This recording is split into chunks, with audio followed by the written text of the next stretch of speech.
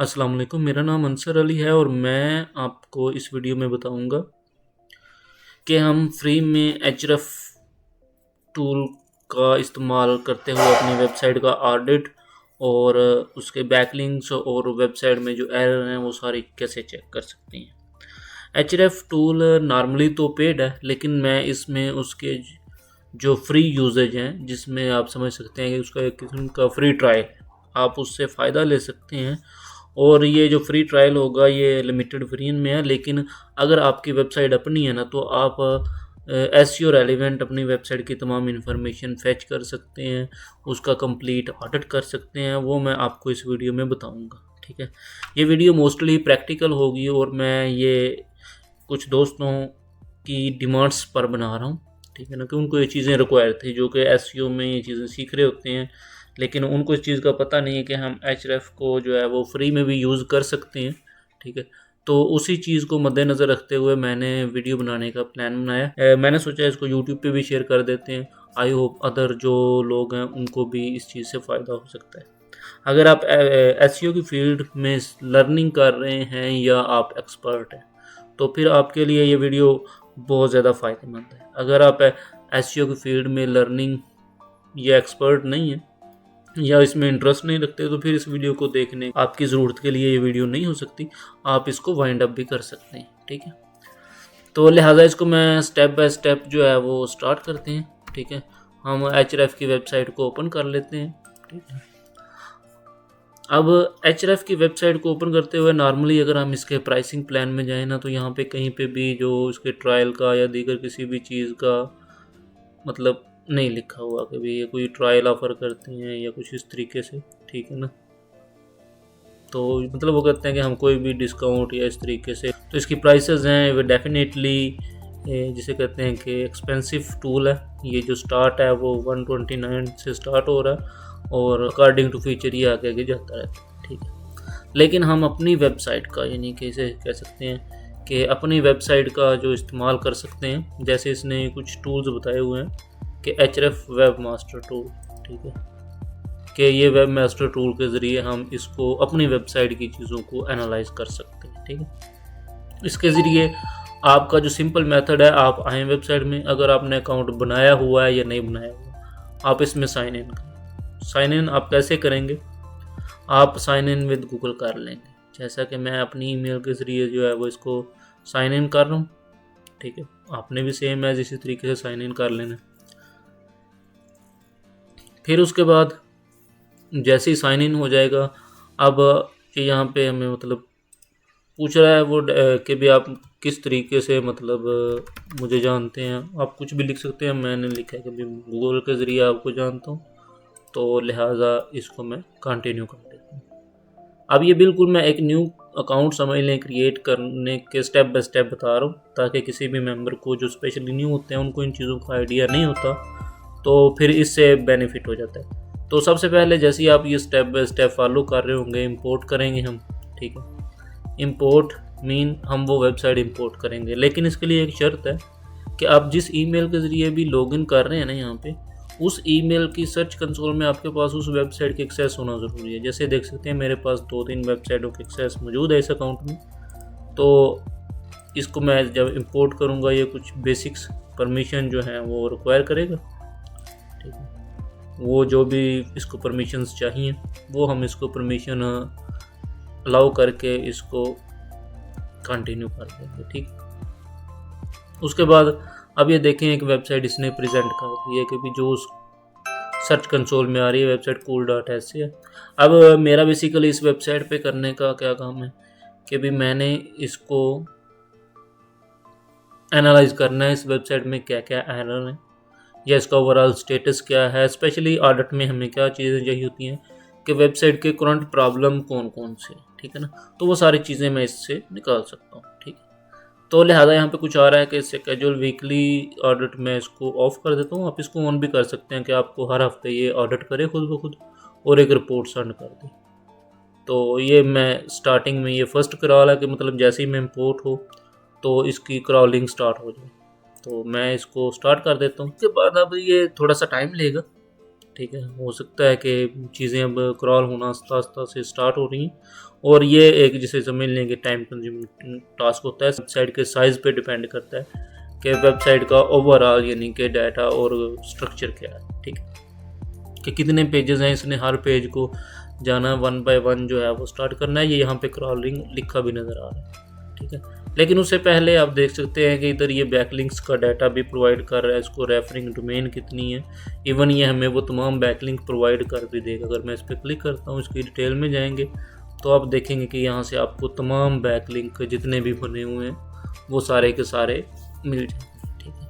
ये भी एक अच्छी चीज़ है कि अगर आप किसी वेबसाइट के बैकलिंक पे काम कर रहे हो तो उसका href अकाउंट बना लें साथ में। ये फ्री ऑफ कॉस्ट है, और इसमें कुछ मतलब ये भी नहीं है कि ये 1 मंथ बाद 2 मंथ बाद, आप इसको ईयर बाय ईयर इसको जो है वो आगे लेके चल सकते हैं, ठीक। ये आप देख सकते हैं। फिर ये कब डिटेक्ट हुआ है, किस डेट को हुआ है, वो सारी चीज़ें 1 बाय 1 जो है वो आपको इजी वे में प्रेजेंट कर रहा होगा, ठीक है। आप इनकी सॉर्टिंग भी कर सकते हैं। इधर काफ़ी चीज़ें हैं जिनको हम इंशाल्लाह 1 बाय 1 गो थ्रू करेंगे। फर्स्ट मैं क्रॉल का वेट कर रहा हूँ कि जैसे ही क्रॉल कंप्लीट हो जाए, अच्छा मैं भी क्रॉल में कुछ टाइम लग जाए, मैं आपको इसके बैकलिंक्स का, हम डाटे को एनालाइज करने के बारे में थोड़ा डिस्कस कर लेते हैं कि इस डाटे को हम कैसे एनालाइज कर सकते हैं, ठीक है। तो अब देखें, ये अब कुछ स्टैट्स हैं। आप सर्च कंसोल से भी ये ऑर्गेनिक ट्रैफिक, ऑर्गेनिक कीवर्ड, इनका डाटा निकाल सकते हैं इजी वे। इसमें कुछ ज़्यादा मुश्किल या टफ केस नहीं होता, ये आप चीज़ें जानते हैं अगर आप एसईओ की फील्ड में ऑलरेडी वर्क कर रहे हैं, ठीक। लेकिन यहाँ पे आके हम क्या कर सकते हैं, आप देखेंगे कि जो बैकलिंक का डाटा ना वो इधर बहुत कम शो हो रहा था। इधर जस्ट अभी 1000 के राउंड बैकलिंक इंडेक्स हुआ, ठीक। लेकिन इधर हमारे पास है जो बैकलिंक आ रहे हैं वो तकरीबन 33,000 के राउंड आ रहे हैं। तो अब हमें फिर ये भी चीज़ें हम एनालाइज कर सकते हैं, अच्छा जो हमारे बैकलिंक बने हुए हैं उधर कौन कौन सा बैकलिंक इंडेक्स नहीं हुआ। फिर हम इस चीज़ पे बाकायदा से वर्किंग कर सकते हैं कि हमने जो बैकलिंक बनाए हुए हैं आया वो इंडेक्स हो चुके हैं, अगर नहीं हुए तो हम उनको बाकायदा से जाके इंडेक्स करेंगे। मतलब दोनों साइड की शीट्स डाउनलोड करें और उनको हम कंपेयर करेंगे भी कौन कौन सा बैकलिंक इंडेक्स हुआ है, कौन कौन सा नहीं, ठीक। अच्छा, ये जब बैकलिंक का सेक्शन खोलते हैं तो देखें ये इस जगह पे ऑटोमेटिकली आ चुका है, ठीक है। लेकिन यहाँ पे एक पूरा इसका एक ओवरव्यू है, डैशबोर्ड है वेबसाइट के ऑन साइट के हवाले से, सॉरी ऑफ साइट के हवाले से समझ लें। ये पूरा डैशबोर्ड है, इसमें हमारे जो बैकलिंक हैं उनकी जो लोकेशन वाइज बैकलिंक कितने और किस कंट्री से आ रहे हैं, फिर उसके बाद कीवर्ड किस तरह के हैं, कोई ब्रांडेड है, नॉन ब्रांडेड है, इंटरनेशनल है, इंफॉर्मेशनल है, वो सारों की एक समरी के तौर पे दिखा रहे हैं। यानी कि आप इसको अगर इस पूरे पेज को आप कंसीडर करें ना तो ये ऑफ साइट जो हमारी एसईओ होती है ना उसका एक ओवरव्यू है, ठीक है। यहाँ पे रेफरिंग डोमेन सेम एज जो हमारी ओल्ड समरी थी, डोमेन का DR UR वगैरह वगैरह, ठीक। तो इसमें जो मेन चीज़ आपके लिए बेनिफिशियल और यूज़फुल होती है ना वो यही चीज़ होती है कि भाई आपके बैकलिंक कितने आ रहे हैं, ठीक है। इसके अलावा कुछ और फीचर्स होते हैं, जैसे ये ब्रोकन बैकलिंक अगर डिटेक्ट करने हो, अब ये फ्री में नहीं देते, लेकिन ये हम एक और टूल है वो भी मैं इधर डिस्कस कर देता हूँ, डेड लिंक चेकर, ठीक है। डेड लिंक चेकर ये एक मतलब समझ लें कि टूल है, वेबसाइट है आपके सामने है। इधर आप अपनी वेबसाइट लिखें और उसको आप स्कैन करेंगे, उसमें जो भी ब्रोकन लिंक होंगे वो आपको बता देंगे, ठीक है। तो फिर उसके बाद रेफरिंग डोमेन, वो रेफरिंग डोमेन है डेफिनेटली उसमें आ जाता है। फिर हमारे जो सबसे इम्पोर्टेंट चीज़ होती है हम यूज़ कर सकते हैं एज एसईओ में कि हमारा एंकर टेक्स्ट, ठीक है ना, कि हमारे जो बैकलिंक बने हुए हैं वो किस किस तरह के एंकर टेक्स्ट पे बने हुए हैं। और फिर हमें क्योंकि जिस वक्त हम कीवर्ड पे फोकस कर रहे होते हैं तो फिर ये चीज़ मोस्ट इम्पोर्टेंट हो जाती है। जैसे अब मैं आपको बताता हूँ, ये मैंने वेबसाइट ओपन किया, अब आप देख सकते हैं एक कीवर्ड जो कि एक रशियन या कोई चाइनीज़ वगैरह लैंग्वेज है जो मैं नहीं जानता, उसमें बैकलिंक बना हुआ, ठीक है ना। तो फिर मुझे क्या करने की ज़रूरत होगी, मैं इसको जाऊँगा देखूँगा कि भाई ये अगर कुछ स्पैमिंग टाइप लिंक तो नहीं, क्योंकि ये मुझे नहीं लगता कि किसी पर्सन ने बनाया होगा, क्योंकि वर्किंग वाले सारे पाकिस्तानी, इंडियन या इंग्लिश स्पीकिंग लोग होते हैं। तो ये अब मुझे लग रहा है कि एज एक्सपेक्टेड ये लिंक अच्छा नहीं है। तो इस तरीके से हम ये चीज़ें एनालाइज कर सकते हैं, अभी हमने किस कीवर्ड पे कितने बैकलिंक बनाए हैं, और फिर उसके बाद हम उसकी बाकायदा जो है वो पोजीशन चेकिंग और ये दीगर चीज़ें जो है वो एनालाइज कर सकते हैं। ठीक है, फिर उसके अलावा हमारी जो ऑर्गेनिक कीवर्ड का एक जिसे कहते हैं स्ट्रक्चर होता है, उसको हम देख सकते हैं भी हमारा ऑर्गेनिक कीवर्ड कौन सा अच्छा है हमारी वेबसाइट का। ठीक है, हमारे पेजेस जो है वो इधर से तो हम एनालाइज नहीं कर सकते, लेकिन ये अल्टरनेटिवली सर्च कंसोल में ये चीज़ें अवेलेबल होती हैं कि भी हम किस चीज़ के ज़रिए जो है वो एनालाइज कर सकते हैं इन चीज़ों को। आप देख सकते हैं मगर पेजेस में तो हम इजी वे में देख सकते हैं कि अभी टॉप पेजेस कौन से हैं। ठीक है, ये मतलब ज़्यादा टफ नहीं है, इन्होंने ये लॉक किया हुआ है। अब इधर जो चीज़ें लॉक आ रही हैं मैं अल्टरनेटिवली आपको वो भी बता रहा हूँ। ठीक है, उसके बाद ऑर्गेनिक कंपटीटर है कि भी इस वेबसाइट के organic competitor according to traffic, ठीक है ना, कौन कौन से हैं। ठीक है, वो आप देख सकते हैं ये भी निकल आए हैं। अब हमें अलहदा से कंपटीटर ढूंढने की ज़रूरत भी नहीं होती। और ये याद रखिएगा, ये जो कंपटीटर है ना ये बेस्ड ऑन ट्रैफिक होते हैं। ठीक है ना, कि भी गूगल से जो ट्रैफिक जा रही है वो शेयरिंग ट्रैफिक है, ना कि दूसरी। ठीक है, तो इस तरीके से हम ऑफ साइट में ये चीज़ें जो मैंने डिस्कस की हैं ना ये मोस्ट इम्पोर्टेंट होती हैं। ठीक है, कौन कौन सी? ऑर्गेनिक कंपटीटर, हमारे जो कीवर्ड पे लिंक बने हुए हैं वो कौन कौन से हैं, हमारे बैक लिंक हैं, और बाकी सारी चीज़ें मतलब कहाँ से कितनी आ रही हैं। ठीक, उसके बाद फिर ये हमें इंटरनल लिंक का डाटा भी प्रोवाइड करता है। इंटरनल लिंक एक मोस्ट इम्पोर्टेंट समझ लें कि ये एक टर्म है कि हमारी वेबसाइट के इंटरनल लिंक किस तरीके से और कितने बने हुए हैं। ठीक है ना, तो इस पेज को देखें तो हमारे इस पेज में तकरीबन काफ़ी ज़्यादा पेजेस हैं। ठीक है, जो कि इंटरनल लिंक बने हुए हैं ऑलरेडी। ठीक है ना, अभी इस पेज से इन पेजों को लिंक जा रहा है, आगे फिर पेज आएंगे उनसे दीगर पेजों को लिंक जा रहे हैं। तो ये स्ट्रक्चर जब आप इंटरनल लिंक के हवाले से देखना चाहेंगे ना, बल्कि मैं इंटरनल लिंकिंग पे कोशिश करूँगा, इसकी एक पूरी स्ट्रैटेजी होती है उस पर भी फ्यूचर में कोई वीडियो बना दूँ। ठीक है, लेकिन ये मोस्ट इम्पोर्टेंट है। ठीक है, उसके बाद फिर हमारा कौन कौन से पेजेस ऐसे हैं जिनको सबसे ज़्यादा लिंक मिला हो। ठीक है, वो भी मोस्ट इम्पॉर्टेंट होता है। समटाइम ऐसे होता है कि हमारे, अब देखिए हमने जिस अपनी वेबसाइट में जिस पेज को ज़्यादा लिंक दिए हुए हैं ना, हम गूगल को वो शो कर रहे हैं कि वो पेज मोस्ट इम्पोर्टेंट है। क्यों? हमने उसको प्रायोरिटी ही ज़्यादा दी हुई है। तो सम टाइम ऐसा होता है कि हम जिस वक्त इंटरनल लिंकिंग कर रहे होते हैं, अगर वो बगैर किसी स्ट्रैटेजी के, बगैर किसी प्लानिंग के लिंक दिए जा रहे हों, और वो किसी ऐसे पेज को जो कि मोस्ट इम्पोर्टेंट ना हो उसको ज़्यादा लिंक चले जाएं, तो फिर वो एक जो समझ लें कि सीरियस इशू हो जाता है, जिसको हमें फिर सॉर्ट आउट करना पड़ता है। ठीक है, और स्पेशली हम ये चीज़ ज़रूर देखते हैं जब आप वेबसाइट का ऑडिट कर रहे हैं ना, और किसी भी क्लाइंट ने या खुद आपकी अपनी वेबसाइट है या किसी उसने आपको टारगेट दे दिया कि भी इस पेज को इस कीवर्ड पे रैंक करवाना है, तो फिर आप उस चीज़ को बकायदा देखोगे भी मेरे इस पेज को जिस पे मैंने वर्क करना है इसका इंटरनल लिंकिंग का स्ट्रक्चर क्या है, आया इस पेज को लिंक मिल भी रहे हैं या नहीं मिल रहे। जैसे मैं अब यहाँ पे कुछ पेजेस जो हैं वो प्रेजेंट करता हूँ, देखें ये कुछ पेजेस हैं। ठीक है, अब इन पेजेस को लिंक बहुत कम है, एक लिंक ना होने के बराबर लिंक है।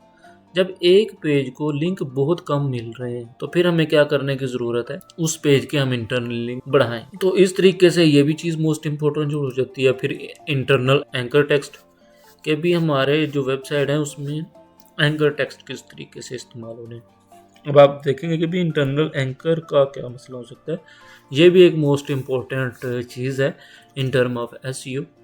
फॉर एग्जांपल मेरी एक वेबसाइट है, मैंने अब कोई भी पोस्ट को एक इंटरनल लिंक दिया बाय एंकर टेक्स्ट। अब किसी और पोस्ट में मैं किसी और पेज को कोल का इंटरनल लिंक दूंगा ना तो वो गड़बड़ हो जाए। तो हमें ये देखना पड़ता है कि हम कहीं पे डुप्लीकेशन तो नहीं कर रहे हैं इंटरनल लिंकिंग की। ठीक है, तो इस चीज़ को मद्देनज़र रखते हैं। क्यों? अगर हम डुप्लीकेशन करेंगे तो वो पूरे का पूरा स्ट्रक्चर जो है वो डिस्ट्रॉय हो जाएगा वेबसाइट। गूगल को समझ नहीं आएगी भी जो मैं कूल वर्ड है इसको मैं फर्स्ट पेज से कनेक्टेड रखूँ या सेकंड से रखूँ। ठीक है, तो फिर वो कंफ्यूज होकर वेबसाइट आस्ता आस्ता, अगर ये स्ट्रक्चर 2 4 5 10 दफ़ा हो जाए फिर तो कुछ ज़्यादा फ़र्क नहीं पड़ता है एक बड़ी साइट में। लेकिन अगर उसकी रिपीटेशन की परसेंटेज 10% बढ़ जाए तो फिर इसका जो है वो बहुत ज़्यादा बैड इम्पैक्ट होता है। ठीक है, तो ये मैंने आपको वेबसाइट के जो मोस्ट फैक्टर हैं ऑफ पेज एसईओ के, उनका चेक करने का आइडिया बता दिया कि हम मोस्ट जो ऑफ साइट एसईओ है उसमें हम क्या क्या चीज़ें देखेंगे। लेकिन हमारा जो है वो अभी on site audit specially pending है, उसके लिए हम वेट कर रहे थे क्रॉलिंग का। ये क्रॉलिंग स्टिल अभी कंटिन्यू है क्योंकि वेबसाइट अच्छी खासी बड़ी है, इसमें ऑलमोस्ट 1200 के राउंड पेजेस हैं।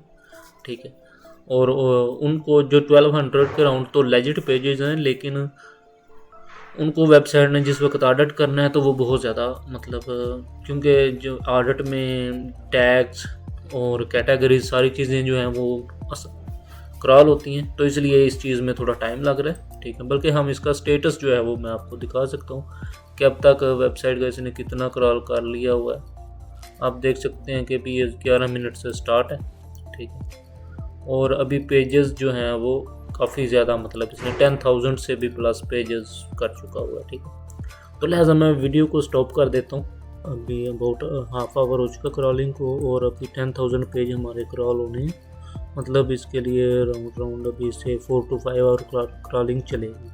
ठीक है, लेकिन जो हमें बेसिक इन्फॉर्मेशन रिक्वायर है कि हम इस ऑडिट से क्या क्या चीज़ें निकाल सकते हैं और हम उनको कैसे इस्तेमाल कर सकते हैं, उनको हम गो थ्रू करते हैं। ठीक है, अगर मैं इधर ओवरव्यू पे क्लिक करता हूँ तो मुझे अब तक का जो क्रॉलिंग डेटा है वो सारा प्रेजेंट हो चुका है। आप देख सकते हैं इस वेबसाइट में कितनी एरर्स हैं मौजूदा।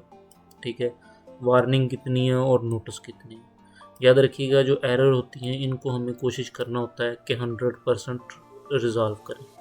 ठीक है, कि एरर तो कोई भी वेबसाइट में ना हो। अगर आप करंट डाटा के मुताबिक वेबसाइट का हेल्थ स्कोर देखें तो वो 2 आ रहा है।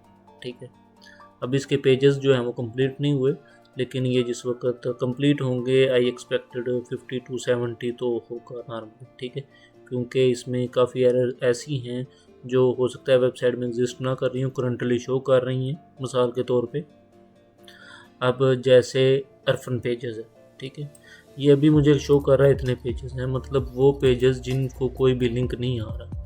लेकिन जैसे ही ये बाकी के पेजेस क्रॉल करेगा हो सकता है इनमें से किसी के जो पेजेस इस लिस्ट में मौजूद हैं इनके लिंक्स इसको वेबसाइट में मिल जाएं और वो फिर इधर से रिमूव कर दें। ठीक है, तो अभी ये स्टेट्स कंफर्म नहीं है, लेकिन जैसे ही आपकी स्टेट्स कंफर्म होती हैं मैं इसको बिल्कुल स्टॉप करता हूँ। ठीक है, हम इसको जो है वो अब इस वेबसाइट पे काम करना है तो मैं बाद में इसको दोबारा जो है वो रिसेंड कर सकता हूँ या दोबारा से स्टार्ट कर सकता हूँ। ठीक है, अभी ये स्टॉप हो रहा है, कुछ सेकंड में ये स्टॉपिंग कंप्लीट हो जाएगी। ठीक है, तो ये जितना भी शो हुआ है उसके रिज़ल्ट जो है वो हमें शो कर देंगे। लेकिन अब यहाँ पे करने वाली क्या चीज़ है वो ये है कि हमने वेबसाइट की एक एक चीज़ को जो है वो एनालाइज करना है। ठीक है, जितनी भी एरर्स हैं उनको एनालाइज करेंगे। ठीक है, और वार्निंग्स को भी एनालाइज करेंगे। हमारी कोशिश होगी कम से कम एरर जो हैं वो सारी की सारी रिमूव हो जाए। अब सबसे पहले तो हमें पता होना चाहिए ना कि एरर क्या क्या है। तो अगर हम ये नीचे आएंगे ना, यहाँ पे कुछ एरर्स के इन्होंने यानी कि हाईलाइट्स कर दिए कि भी ये एरर है। ठीक है, अब यहाँ पे एचआरएफ ने कुछ कैटेगरीज बनाई हुई हैं कि भी टाइम आउट मतलब ये पेज एग्जिस्ट कर रहा है नहीं कर रहा, इस तरीके से। ठीक है, तो time out no index pages कितने हैं, उसके बाद ऑर्फन पेजेस कितने हैं, page no outgoing link जिनमें से कोई भी लिंक बाहर नहीं जा रहा। ठीक है, उसके बाद अगर कोई 30 की एरर है, 302 की एरर है या HTTP या कोई रिडायरेक्ट एरर है। ठीक है, ऐसे ही मीटा डिस्क्रिप्शन की एरर के भी मीटा डिस्क्रिप्शन किसी की बेस्ट नहीं है, टाइटल बेस्ट नहीं है। ठीक है, ये मीटा डिस्क्रिप्शन शॉर्ट है, H1 टैग मिसिंग है। ये ऑन साइट एसईओ के बेसिक फैक्टर हैं। अगर ये चीज़ें अच्छी ना हो हम इनको एरर नहीं, लेकिन एक रैंकिंग फैक्टर के लिए ये मोस्ट इम्पोर्टेंट चीज़ें होती हैं। अगर आप उन पेज एसईओ सीख रहे हो उसमें ये हर चीज़ इम्पोर्टेंट होती है। मीटा टाइटल, मीटा डिस्क्रिप्शन, उसके बाद है H1, H2, H3 ये टैग्स।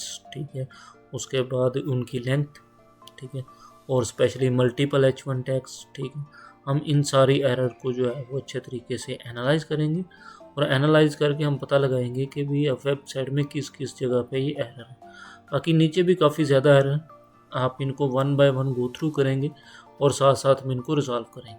मतलब यहाँ पे आपको ऑडिट करने का पर्पज़ ये नहीं होता कि हमने जस्ट इन्फॉर्मेशन जो है वो फेच कर ली है, ठीक है। तो इन्फॉर्मेशन फेच करने के बाद हम ये कहेंगे हमने A to Z एवरीथिंग जो है वो कंप्लीट कर लिया, ठीक है। अब ये देखिए हेल्थ स्कोर इसका बढ़ चुका है उस बेस पे कि जिस जगह पे मैंने क्रॉल को स्टार्ट किया, ठीक है। तो उसने उसकी समराइजिंग की है और अब ओके कर दिया। लेकिन आपने इसको हाफ में नहीं छोड़ना, हमारा वीडियो का पर्पज़ था और साथ में टाइम सेविंग।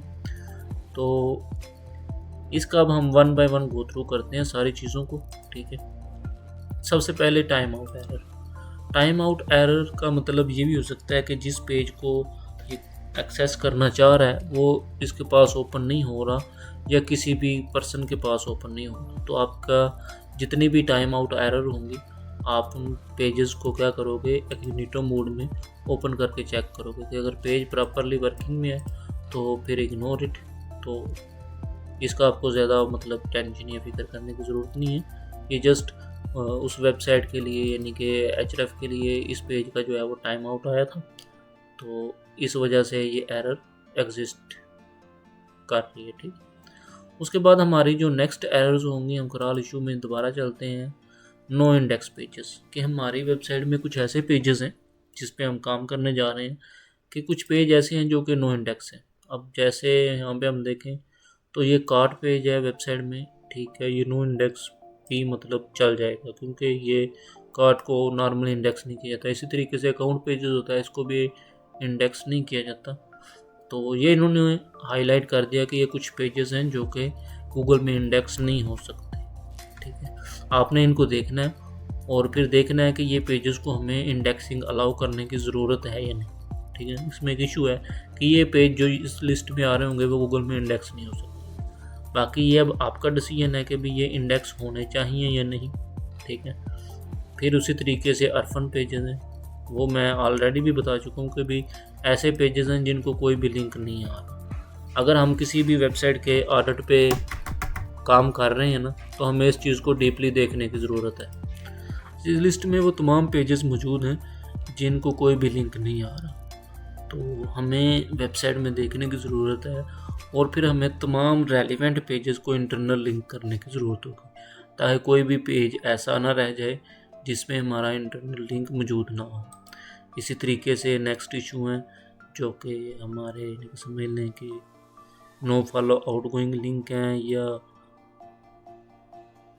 इनकमिंग लिंक हैं। ये जस्ट ये बता रहे हैं कि भी एक लिंक आ रहा है कुछ पोस्टों को, ये भी एरर है। जस्ट एक ही लिंक आ रहा है, इवन वेबसाइट के स्ट्रक्चर के लिहाज से मैक्सिमम उसको ज़्यादा से ज़्यादा लिंक आने चाहिए, ठीक है। तो ये एक नोटिसेबल यानी कि चीज़ है, ठीक है। लेकिन ये एरर नहीं है, ये बात याद रखिएगा। एरर हमेशा रेड कलर में प्रेजेंट होगी और हमारा जो मेन टारगेट होगा वो रेड और येलो पे वर्क करना, ठीक है।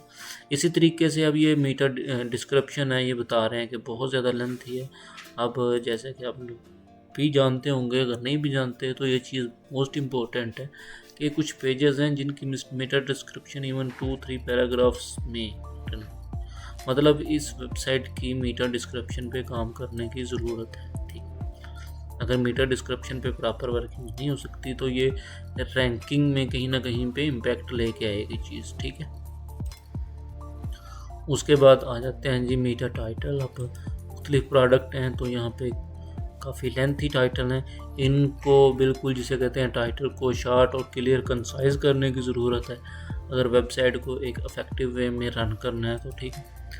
इसी तरीके से मीटर डिस्क्रिप्शन है या टाइटल बहुत शॉर्ट है, जैसे मैं वो भी पेज देख लेते हैं जिससे आप देख सकते हैं ये कुछ पेजेस हैं जिनके टाइटल बहुत शॉर्ट हैं और ये पेजेस के लिंक भी इधर दिए गए हैं, तो लिहाजा इन पे भी जिसे कहते हैं कि वो वर्क करने की ज़रूरत है, ठीक है। तो इसी तरीके से मल्टीपल H1 के टैग्स लगे हुए हैं मुख्तलिफ प्रोडक्ट में जो कि एक एरर की तरह, तो उन तमाम प्रोडक्ट के जो H1 हैं जो मल्टीपल हैं उनको रिमूव करने की ज़रूरत है वन बाय वन रिव्यू करके, जैसे कि मैं एग्जांपल में एक करके दिखा देता हूँ। अब ये एक प्रोडक्ट है, इसको अगर मैं ओपन कर लेता हूँ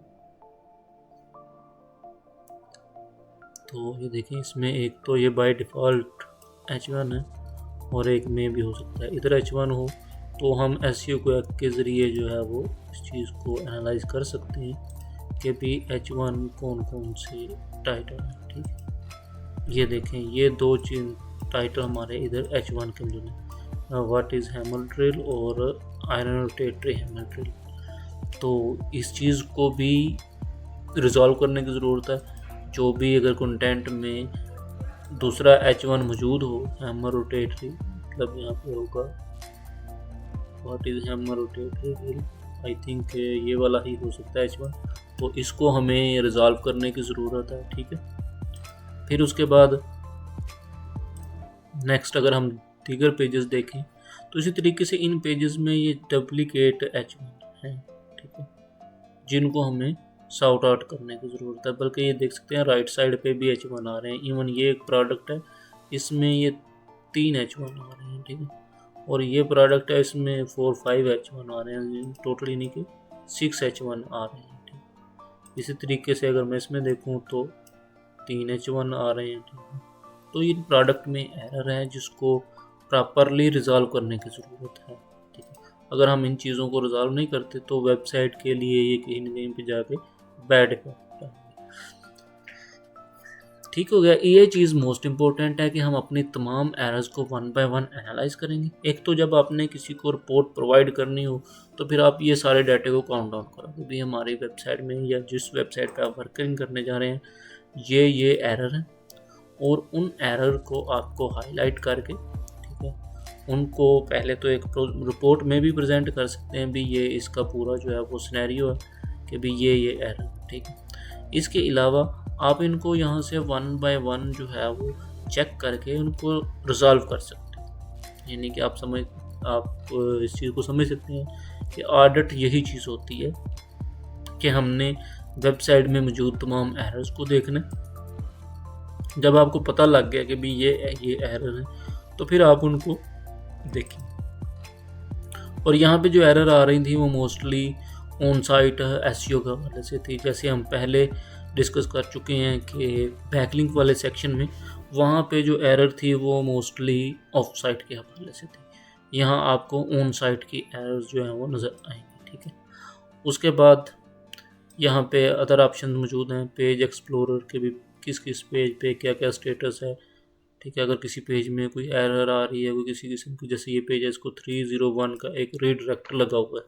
ठीक है, अब आप देखोगे अगर तो ये रीडायरेक्ट ओके तो फिर ओके है, अदरवाइज़ उसको भी रिजॉल्व करने की ज़रूरत होती है। मिसाल के तौर पे अब ये देखें, ये HTTP के साथ स्टार्ट हो रहा है तो ये ऑटोमेटिकली रीडायरेक्ट हो जाता है इसको। ठीक है, HTTPS को, तो ये ओके है, इसका इशू नहीं है। लेकिन समटाइम ऐसे होता है कुछ पेजेस एक दूसरे को रीडायरेक्ट हो रहे होते हैं। ठीक है, इसी तरीके से 404 की एरर जो हैं वो भी हमें मिलती हैं। ठीक है, तो वो भी हम देख सकते हैं। इसी तरीके से यहाँ पे हम लिंक्स अपॉर्चुनिटी जो कि हमारी SEO के लिए समझने के मोस्ट इम्पोर्टेंट होती है। ठीक है, कि भी ये कुछ पेजेस हैं, हम इन पेजेस के जो लिंक हैं वो इन दोनों को आपस में किसी तरीके से मतलब कंबाइन कर सकते हैं अगर हम करना चाहें तो। ठीक है, तो जैसे इस पेज को उन्होंने बताया कि इस पेज में हम किसी तरीके से इम्पैक्ट कर सकते हैं, लेकिन ये जस्ट हिंट के तौर पे है, मतलब ये कोई ज़्यादा ज़रूरी चीज़ें नहीं है। ठीक है, सॉरी, ये इंटरनल लिंक, ये लिंक एक्सप्लोरर था, ये इंटरनल लिंक कि हम इस कीवर्ड पे इस पेज को हम इस पेज में मर्ज कर सकते हैं एज ए इंटरनल लिंक के तौर पे।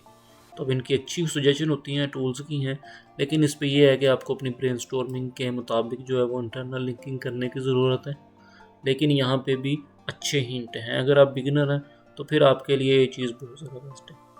ठीक है, जो इसकी सजेशन है इसको फॉलो करें तो आपको उसके जो हैं वो अच्छे रिजल्ट आने की उम्मीद है। अगर आपको इस चीज़ का आइडिया नहीं है कि भी किस तरह के इंटरनल लिंक होने चाहिए तो फिर आपके लिए बहुत ज़्यादा एक चीज़ जैसे समझ सकते हैं फ़ायदेमंद चीज़ हो सकती है। ठीक, उसके बाद यहाँ पे ये कुछ स्ट्रक्चर आ रहा है, इसको अभी आप ऑन साइट हवाले से कि भी आपकी जो वेबसाइट है वो कितने उनमें लाई कर रही है, इसकी कैटेगरीज क्या हैं, जैसे ये AR लैंग्वेज में लाई कर रही है और प्रोडक्ट है, ये स्ट्रक्चर के हवाले से है। उसके बाद फिर ये इंटरनल पेजेस के हवाले से रिपोर्टिंग आ रही है कि आपके इंटरनल पेजेस कितने हैं, ठीक है, और उनमें HTML पेजेस कितने हैं, ब्रोकन कितने हैं, रीडायरेक्ट कितने हो रहे हैं, ठीक है। इनको आप 1 बाय 1 एक्सप्लोर करके, ठीक है, जो कोई इशू आ रहा हो उसको आप रिजॉल्व कर सकते हैं, ठीक है। उसके बाद इंडेक्स, आपके वो सारे पेजेस उसने क्रॉल कर लिए हैं, उनमें से कितने इंडेक्सेबल हैं, कितने जो है वो इंडेक्सेबल नहीं है, वो सारी चीज़ें जो है इधर आप रिपोर्ट में जाएंगे, उधर आपको उस चीज़ की फिर सारी डिटेल जो है वो प्रेजेंट हो जाएगी कि किस किस पेज को जो इंडेक्सेबल है, कौन सा पेज इंडेक्सेबल नहीं है, वगैरह वगैरह। तो इस चीज़ से भी आप फ़ायदा यानी कि बेनिफिट ले सकते हैं, आपको ओवरऑल एक रिपोर्ट में मिले। उसके बाद लिंक्स यानी कि इंटरनल लिंक्स, यहाँ पे वो आपको आपके वेबसाइट के इंटरनल स्ट्रक्चर को प्रेजेंट ये कर रहे हैं कि भी आपके इंटरनल लिंक कौन कौन से हैं, ठीक है, और किस पेज को किस लिंक पे यानी कि एक्सेस मिली है। जैसे ये एक वर्ड है, अब इस पे कौन कौन सा लिंक लगा हुआ है वो हम एनालाइज कर सकते हैं, ठीक है। और यहाँ पे एक चीज़ जो हमें सबसे ज़्यादा बेनिफिशियल हो सकती है ना, अब इस कीवर्ड पे अगर यहाँ पे मल्टीपल पेजेस लगे हुए हैं ना, तो वो बहुत डेंजरस है। तो हमें ये चेक करने की ज़रूरत होती है, ये देख सकते हैं आई होप सबकी जगह एक ही पेज आ रहा है। अगर कुछ डिफरेंट पेज आ रहे हैं तो फिर हमें क्या करने की ज़रूरत होती है कि एक पेज को रिमूव करना होगा, ठीक है। अब ये एरर शो इधर नहीं होगी, लेकिन हमें इधर डाटा शो हो जाएगा, हमें पता चल जाएगा कि भी किस कीवर्ड पे कितने लिंक हैं। तो हम उस चीज़ को फिर डीपली जो है वो एनालाइज करके देख सकते हैं, ठीक है। फिर उसके बाद यहाँ पे कंटेंट के हवाले से भी आ रही होंगी इंफॉर्मेशन कि भी किस उसका यानी कंटेंट शॉर्ट है, लॉन्ग है, मीठे डिस्क्रिप्शन वगैरह वगैरह। तो जिस चीज़ को हम एनालाइज करना चाहें उसको हम प्रॉपरली जो है एनालाइज करके रिमूव कर सकते हैं।